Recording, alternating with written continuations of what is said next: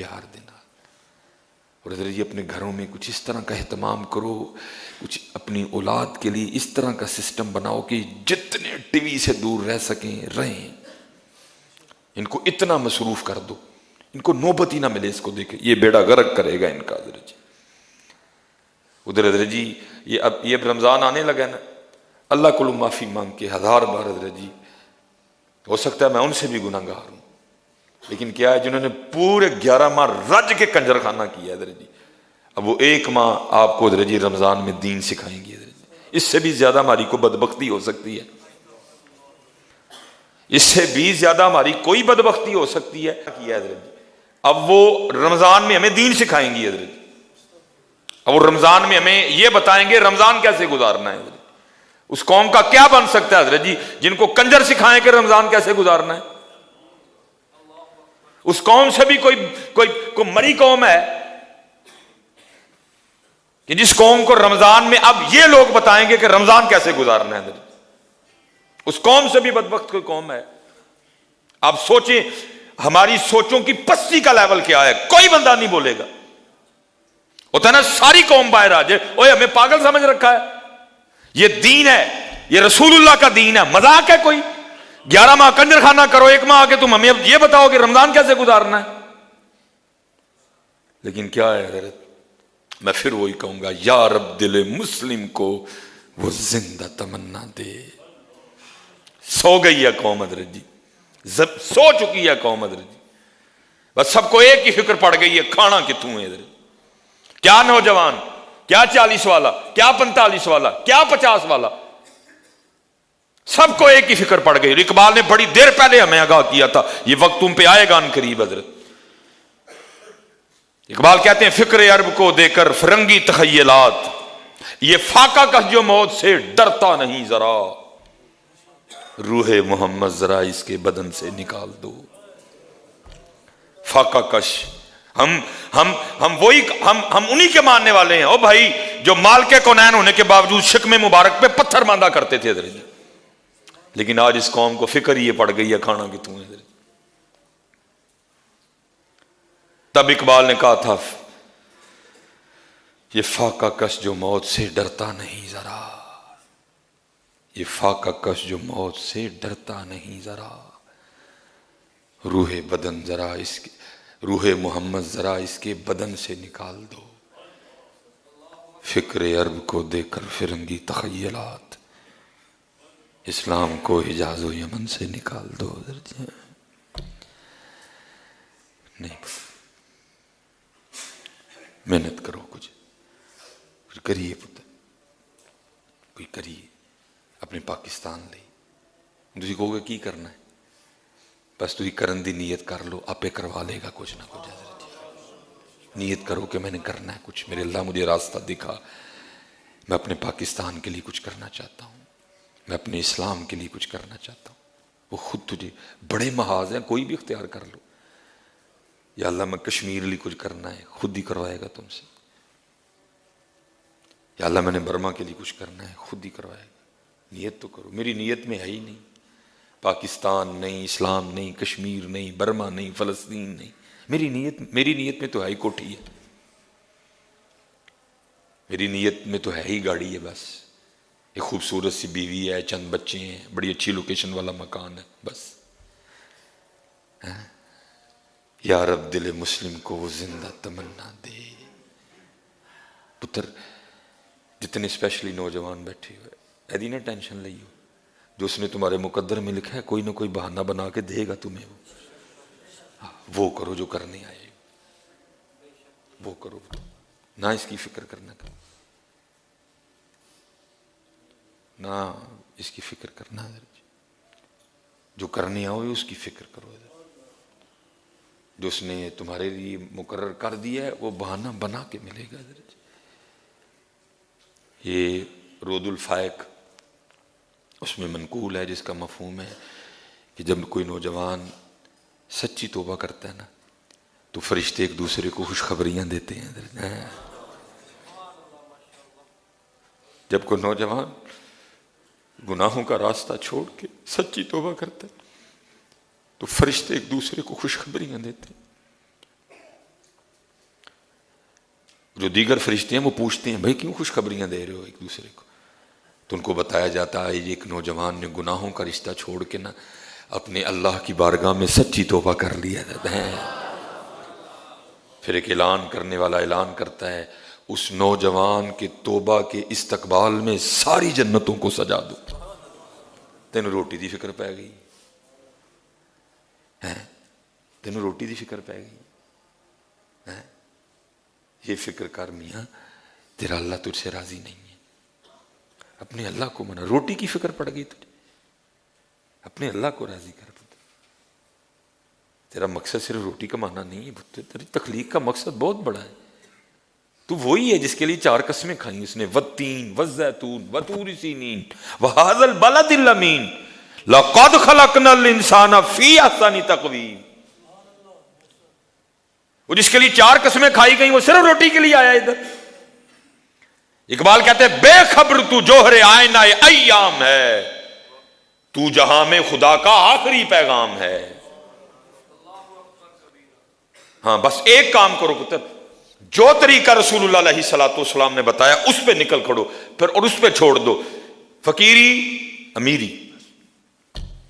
میں کوشش پوری کرو، پوری محنت کرو پتر، لیکن رب کو ناراض کر کے نہیں، دھوکہ دے کے نہیں، جھوٹ بول کے نہیں، قسم کھا کے نہیں، کم تول کے نہیں، پورا تول، سچی بات، نو دھوکہ، نو فراڈ۔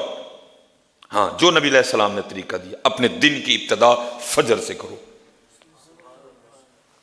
اپنے دن کی ابتدا استغفار سے کرو، اپنے دن کی ابتدا سورہ یاسین سے کرو، اپنے دن کی ابتدا درود پاک سے کرو، اپنے دن کی ابتدا ذکر و اذکار سے کرو، اور پھر نکل جاؤ اور چھوڑو پھر اپنے اللہ پہ حضرت، پھر دیکھو رنگ لگتے ہیں کہ نہیں لگتے ہیں پتر۔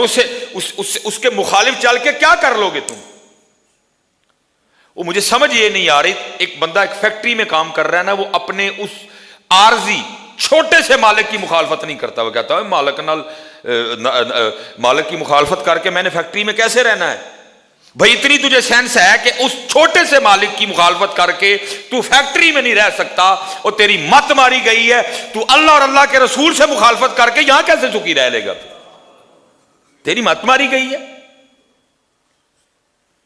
تو اپنے مینیجر سے بگاڑنا نہیں چاہتا، بھائی مینیجر ہے میرا وہ، تو یس سر، یس سر، جی سر، نو سر، آیا سر، گیا سر، پہنچ گیا سر۔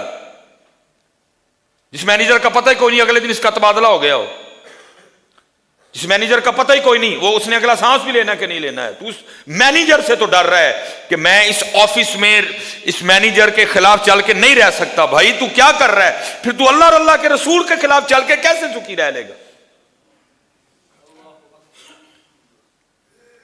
پتر ممبر رسول پہ بیٹھا ہوں، اللہ کی قسم ہے اندر تے جو ہے سو ہے، صرف باہر ہی کیتا ہے نا سونا، کوئی گاڑی لے کے، وہ کلپ میں کہہ بیٹھا ہوں کہ میرا کار کرائے تھے، کوئی ادھر جی کار دی چابی لے کے، کوئی گاڑی کی چابی لے کے، تو ایک مینیجر سے مخالفت نہیں ڈالنا چاہتا کہ مینیجر کی مخالفت کر کے میں دفتر میں سکھی نہیں رہوں گا، اور تو اللہ اور اللہ کے رسول کی مخالفت کر رہا ہے جو ملکوں کا مالک ہے۔ تو اس مینیجر سے، تو اس فیکٹری کے مالک سے ڈر رہا ہے، ہو سکتا ہے تو کل آئے تو وہ ہی کو نا رات کو ہارٹ اٹیک آئے مر جائے، لیکن وہ ہمیشہ سے ہے، اس نے ہمیشہ ہی رہنا ہے، وہ حی ہے، وہ قیوم ہے، وہ دائم ہے، وہ قدیم ہے، وہ بے نیاز ہے، وہ 70 ماہوں سے بڑھ کے پیار کرتا ہے۔ یہ تفسیر نعیمی مفتی احمد یار خان نعیمی رحمۃ اللہ تعالی علیہ، آپ نے اس میں لکھا ہے 2 بھائی تھے، ایک نیکوکار ایک گنہگار۔ وہ جو نیکوکار تھا نا اس نے اپنے دوسرے بھائی کو ہمیشہ کہنا ہوئے چھوڑ دے یہ گناہوں کا راستہ، چھوڑ دے گناہوں کا راستہ، یہ راستہ ٹھیک نہیں ہے۔ لیکن وہ اسی راستے پر ایک دن موت آ گئی، جب وہ جان کنی کے عالم میں تھا نا، نزا کی کیفیت تاری تھی، وہ بھائی آ گیا، اس نے کہا میں تجھے کہتا رہا ہوں اپنے اللہ کو منا لے، تو نے ساری عمر ضائع کر دی، اور دیکھ تو اب اتنے زیادہ گناہ لے کے اللہ کی بارگاہ میں جا رہے ہیں. تو بھائی آگے سے اس کو کہتا ہے اے میرے بھائی تو ٹھیک کہتا رہا، میں نے غلط کیا، لیکن ایک بات بتا، اگر بروز قیامت اللہ میرے فیصلے کا حق میری ماں کو دے دے تو یہ بتا میری ماں مجھے جنت میں بھیجے گی کہ جہنم میں؟ تو بھائی کہنے لگا ظاہر ہے ماں ہے، وہ تو تجھے جنت میں بھیجے گی. وہ رو پڑا اور کہنے لگا اگر وہ ماں مجھے جنت میں بھیجے گی تو وہ میری ماں سے بھی زیادہ مجھ سے محبت کرتا ہے. یہ کہہ کے اس نے جان دے دی. وہ مفتی صاحب لکھتے ہیں خواب میں اپنے بھائی کو دیکھا تو بڑی اچھی حالت میں ہے. اس نے کہا کیا بنی؟ اس نے کہا بس جاتے ہوئے جو میں نے جملہ کہا تھا نا کہ اگر بروز قیامت میرا اللہ میرے فیصلے کا حق میری ماں کو دے دے تو کیا فیصلہ کرے گی، جنت یا جہنم؟ تو تم نے کہا تھا ظاہر ہے ماں ہے جنت. تو میں نے آگے سے کہا تھا پھر میرا اللہ میری ماں سے بھی بڑھ کر مجھ پر مہربان ہے. بس میرے اسی جملے کی وجہ سے میرے اللہ نے مجھے معاف کر دیا. کریم ہے. لیکن پتر ہاتھ جوڑ کے ایدو تو دلیری نہ لئیو ہے کہ جو کریم ہے تو میں چک کے رکھا سارا کچھ. پتر جو کریم ہے تو جی پکڑ سخت بھی بڑی جمی ہے. وہ پکڑ اس بات پہ دلیر نہ ہو جانا. یہ بات میں نے صرف اس لیے سنائی ہے تاکہ دلوں کو ٹھنڈک پڑے، لیکن اس بات پہ دلیر نہ ہو جانا کہ کریم ہے تو میں چک کے رکھا سارا کچھ نہ. پتہ کچھ گناہ تو ایسے ہیں جن کے بارے میں لکھا ہے ان کی نحوست کی وجہ سے آخری وقت ایمان تک سلب ہو جاتا ہے. نہیں، بچو گناہوں سے، اپنے اللہ کو راضی کرو. اور حضرت جی کثرت سے استغفر اللہ استغفر اللہ سوری علیہ الرحمہ.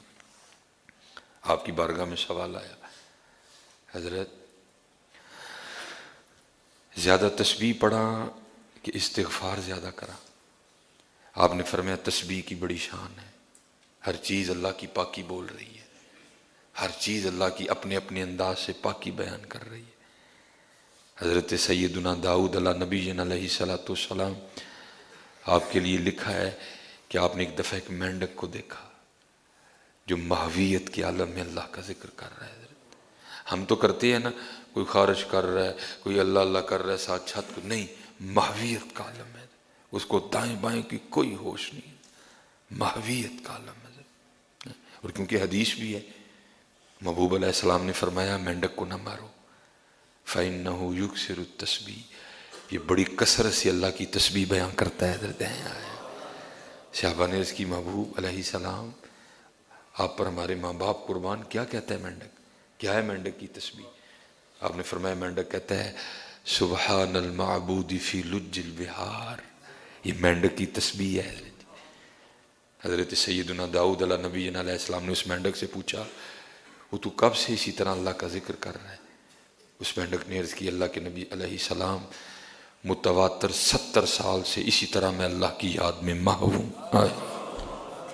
70 سال سے اسی طرح میں اللہ کی یاد میں. ہاں پتہ حضرت جی 10 لکھے ہیں جانور جو جنت میں جائیں گے، 10 جانور لکھے ہیں. اب وقت تھوڑا ہے، میں پھر انشاءاللہ کبھی تفصیلاً اس کو بھی. ان میں کتا بھی ہے، ان میں ایک گدھا بھی ہے. ہاں حضرت عزیر علیہ السلام کا وہ بھی جنت میں جائے گا. اصحاب کاف کا کتا بھی جنت میں جائے گا. محبوب علیہ السلام کی مبارک اونٹنی بھی جنت میں جائے گی. حضرت صالح علیہ السلام کی اونٹنی بھی جنت میں جائے گی. حضرت سلیمان علیہ السلام کا ہدہد بھی جنت میں جائے گا. ایسے لکھے ہوئے ہیں. وہ ان میں حضرت جی 2 ہیں، ایک کتا اور ایک گدھا. اور آپ کو پتہ ہے حضرت جی ہمارے یہاں دونوں جو نام ہے بطور گالی یوز ہوتے ہیں. اللہ معاف فرمائے، ہم اکثر کسی کو چل رہے کتیا نہیں کہنا چاہیے. اکثر ہم کسی کو بڑا نکما ہونا تو ہم اس کو کہتے ہیں او گدھیا. دونوں ہمارے یہاں کچھ اچھے انداز سے استعمال نہیں ہوتے. تو بزرگ فرماتے ہیں چلیا وہی کتا وہی گدھا، اگر اس نے بروز قیامت تجھے پوچھ لیا اوے بتاؤ دنیا میں تو میرا نام بھی بطور گالی لیا کرتا تھا، دیکھ آج میں اللہ کے دوستوں کی نسبت سے جنت میں جا رہا ہوں اور تو مینڈک اللہ کی تسبیح کرے، مرغا اللہ کی تسبیح کرے، رسی نہ کریے۔ مجھے یاد ہے ایک دن کی شاہ رحمۃ اللہ تعالیٰ فرمانے لگے، آپ فرمان لگے بابا جی ہمیشہ دھیان رکھیو کدی ککڑ نو جتن نہ دئیو ہے۔ آپ کو پتہ مرغا صبح اٹھ کے جی اللہ کی تسبیح کرتا ہے، آپ نے فرمایا بابا جی کدی ککڑ نو جتن نہ دئیو ہے۔ جدو ککڑ بولے انہوں آکھیو میاں سی تیرا نہ پہلے اٹھے دے لیکن حضرت جی پہلے اٹھنا تو دور، ککڑ بچارہ بول بول کے تھک جاندہ ہے، اسی تو اٹھتے ہی کوئی نہیں ہے۔ پہلے اٹھنا تو دور ہے، ککڑ بول بول کے تھک جاتا ہے، ہم اٹھتے ہی کوئی نہیں ہے۔ فرمایا 70 سال سے میں اسی طرح اللہ کی یاد میں محو ہوں، اور پچھلے 10 روز سے نا 2 کلموں نے اتنی لذت دی ہے، اتنا مزہ آ رہا ہے کہ میں نے کھایا ہی کچھ بھی نہیں ہے، بس 2 کلمے پڑھ رہا ہوں، وہ 2 کلمے پڑھ رہا ہوں۔ ہائے ہائے، لیکن مینڈک ذکر کرے، مرغا کرے، ہم نہ کریں۔ تو وہ حضرت سفیان ثوری فرمانے لگے بڑی شان ہے تسبیح کی، سارے اللہ کی تسبیح کر رہے ہیں لیکن تو زیادہ استغفار کیا کر۔ وہ شخص آگے سے عرض کرتا ہے حضور کیوں استغفار زیادہ کروں؟ آپ نے فرمایا اس لیے کہ اگر کپڑا میلا ہو جائے نا، کپڑا گندا ہو جائے تو اس کو خوشبو کے بجائے صابن کی زیادہ ضرورت ہوتی ہے۔ تسبیح خوشبو ہے اور استغفار صابن ہے۔ ہم بڑے عجیب و غریب ماحول میں جی رہے ہیں، قدم قدم پہ گناہ کھڑا ہے۔ اپنی حفاظت کرو، اپنی آنکھوں کی حفاظت کرو، اپنے کانوں کی حفاظت کرو، اپنے دل کی حفاظت کرو، اپنی سوچوں کی حفاظت کرو، اپنی شرمگاہ کی حفاظت کرو، اور ہو جائے تو سچے دل سے معافی مانگ لینا۔ معافی میں دیر نہ کرنا، معافی مانگ لینا، معافی میں دیر نہ، پوری کوشش کرنا، جان بوجھ کے نہ کرنا، جان بوجھ کے بھی ہو جائے پھر بھی مانگ لینا۔ وہ کریم ہے بڑا زیادہ ہے۔ اور اپنے فرائض ادا کرو حضرت، اپنی نمازیں پوری رکھو، اپنی نمازیں پوری رکھو۔